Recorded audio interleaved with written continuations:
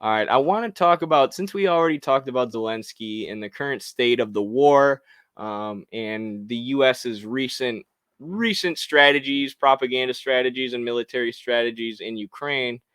Um, I think it's good to talk about NATO specifically, but also the U.S.'s global focus overall. So obviously, we've talked about how the current war in Ukraine is a U.S. proxy war. Really, it was mostly brought about by NATO's constant expansionism, and the U.S. coup in Ukraine in 2014, which incited fighting in the Donbass in eastern Ukraine. And the reason that Ukraine is a proxy war is because of the larger geopolitical struggle that's going on between socialist China and their allies, and the U.S. And really, you could say socialist China and Russia, as well as all their other allies like Venezuela and Cuba, versus the U.S. and their allies in Western Europe, the U.K., France, whoever else, Germany. So Vijay Prashad gives a pretty good analysis of this here. He says he published this article also for Consortium News called "The World Does Not Want a Global NATO." It says most of the world rejects NATO's policies and global aspirations, and they don't want these outdated Cold War blocs. So they don't want to once again end up in this Cold War, East versus West, where the U.S. is funding all these violent and deadly proxy wars around the world. Because, of course, the Cold War was only a Cold War for the Soviet Union and for the U.S. themselves. It was a hot war in Korea and Vietnam and Chile and in much of the global South, where the U.S. and Nicaragua, where the U.S. was funding right-wing groups, often extremist groups, fascist dictatorships like Augusto Pinochet, while the Soviet Union tried to fund revolutionary or socialist movements or democratic movements. This incited hot wars all over the place, with actual fighting and death. And that's what Vijay is saying most of the world does not want anymore. Most of the world rejects the U.S.'s new Cold War policy, towards Russia and China and their allies. Because even if not every leftist or Marxist in the world is rah pro-Russia, they recognize that Russia has played a role in boosting anti-imperialist countries like Syria and Venezuela, who have been combating the U.S. and trying to build socialism. And the U.S. has consistently increased hostility towards Russia by, dismantling Yugoslavia and having NATO occupy the Balkanized states, or training NATO troops on their border in Ukraine, which they were doing despite not adding Ukraine to NATO officially. So one thing that Vijay focuses on in this article is a recent NATO summit that was held. So NATO had a summit where they shifted their focus for the first time since 2010. So every once in a while, they have these summits where, a bunch of rich people, a bunch of wealthy shareholders and stakeholders and politicians get involved. Oh, man, we got spammed by a love chat dating site. I'm going to go ahead and block that person. Okay. So NATO had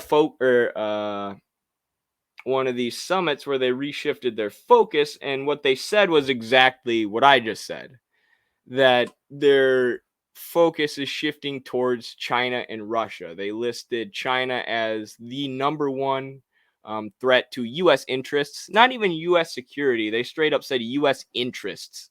So it's not even that Russia is trying to, infiltrate the U.S. or whatever. They're not even making those claims. But they're disturbing our interests. They're challenging, here it is. They're challenging our interests abroad. Oh, sorry. No, I kind of got that wrong. NATO named Russia as the most significant and direct threat versus China as challenging their interests abroad. So Russia's a direct threat to our security, according to NATO, even though we're the ones lining up troops at their borders and they don't have any troops at our borders. They're the offensive threat to our security. And China needs to be targeted by NATO, this giant military alliance that has destroyed countries like Libya, because they're challenging our interests. And of course, we know they mean like the Belt and Road Initiative and China's various trade policies and developmental policies, targeted especially at countries where the U.S., the IMF, and the World Bank have perfectly or purposefully held them in debt and held them in poverty and prevented them from developing themselves. That's what the U.S. means by a threat to their security. And this is why, since 2010, I mean, even before that, NATO has expanded and expanded and expanded after promising not to during the fall of the Soviet Union. But even since 2010, they've reinvigorated their efforts to expand towards Russia. That's what you were seeing in Ukraine with the training of troops and the lining up of thousands of troops at Russia's borders, which of course Russia responded to with the war. And you have, of course, Yugoslavia down here, a country that used to be a united socialist bloc, which was destroyed. Same with East Germany. Many, former Soviet states that were destroyed by color revolutions and induced with neoliberal shock therapy, where NATO has now either made these countries NATO members or, like Ukraine, have just started training their troops there.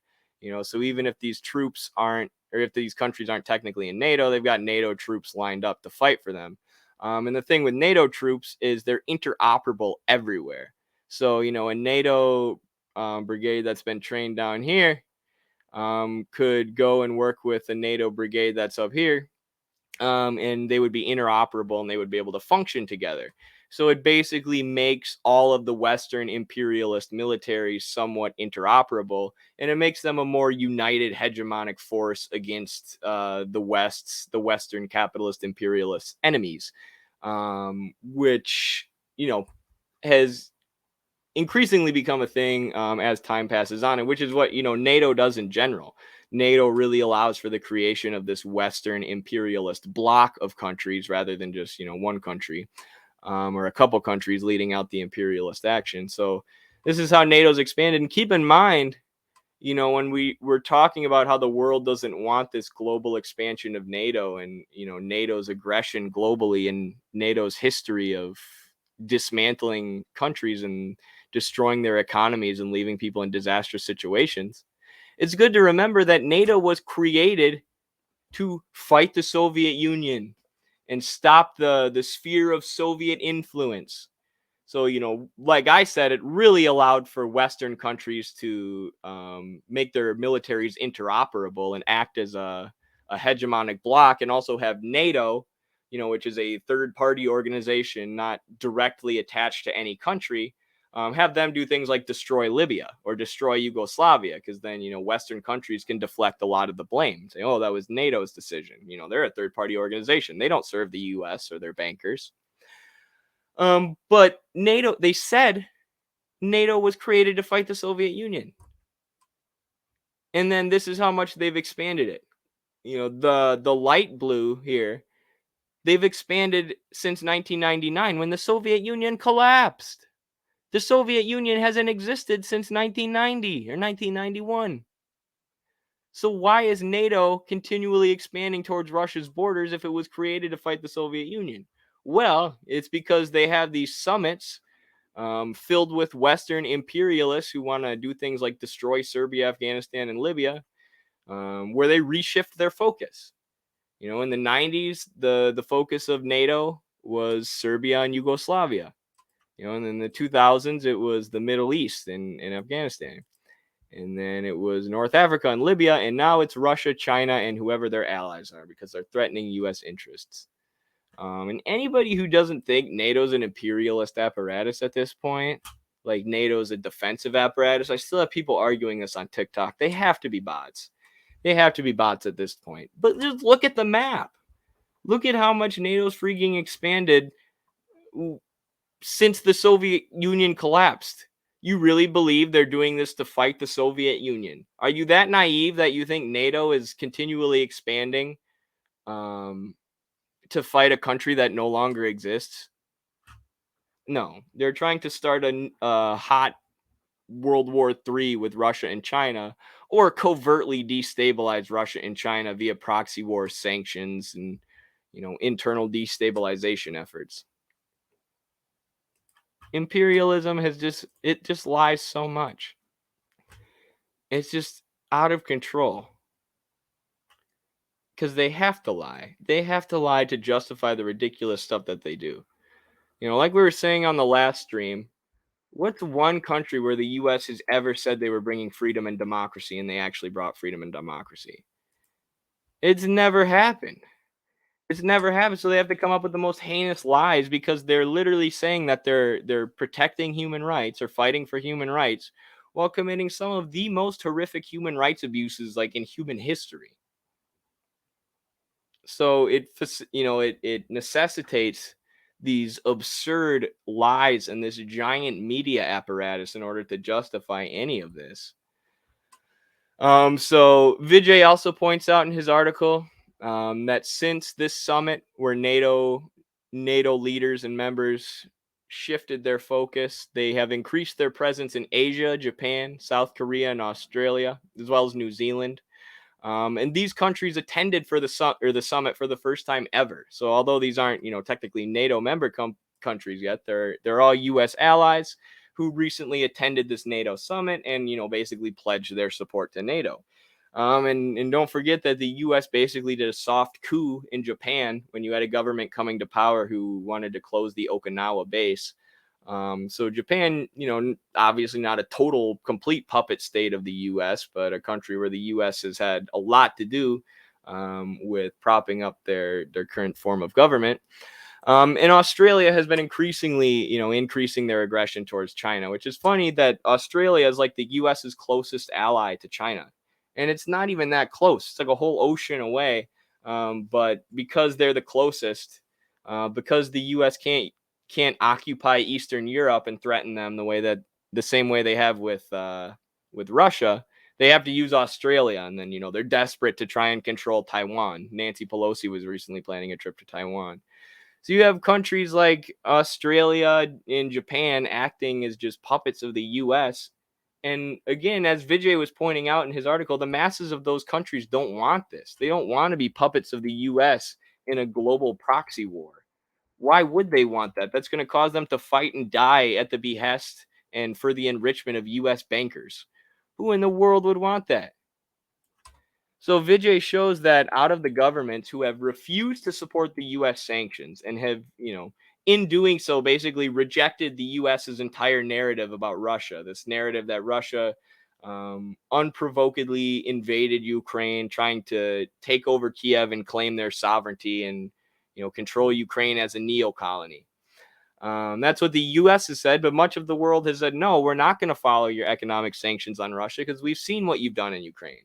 We saw how the NED and the US's NGOs funneled millions of dollars into Ukraine. Victoria Nuland, the US ambassador to Ukraine at the time, admitted it and bragged about it, how much money the US was using to influence Ukraine's elections. We saw the right-wing Euromaidan protests where trade unionists were being burned alive and killed. We've seen, the right-wing ethno-nationalist violence in the Donbass, and we've seen the U.S. funnel money and weapons into these violent groups. So we're not going to support your sanctions on Russia.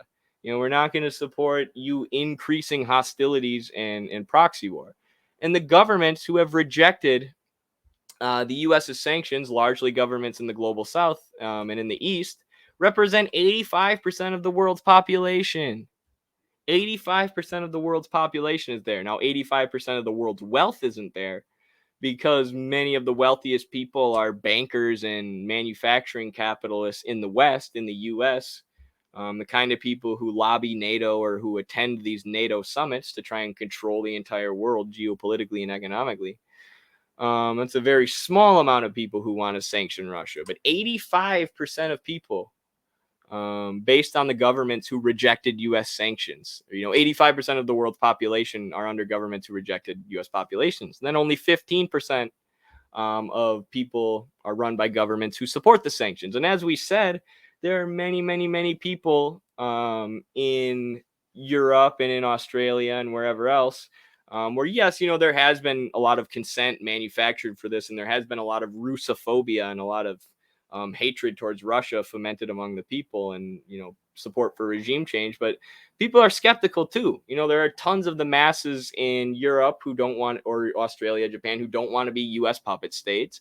And there's increasingly people like us, on the stream in the US who are like, no, spend that money on, doing something about the ridiculous gas prices, or helping the 70% of our country who lives paycheck to paycheck, or literally anything other than more war. And we see that the US is funneling our tax dollars into neo-Nazis right now. And we're not buying this BS that we need to give neo-Nazis our tax money to save human rights. So it's probably an even higher percentage of people who don't buy the US's, or who don't support the US's sanctions, but those aren't the people who run the world. We don't have democracy. Capitalism doesn't allow for democracy.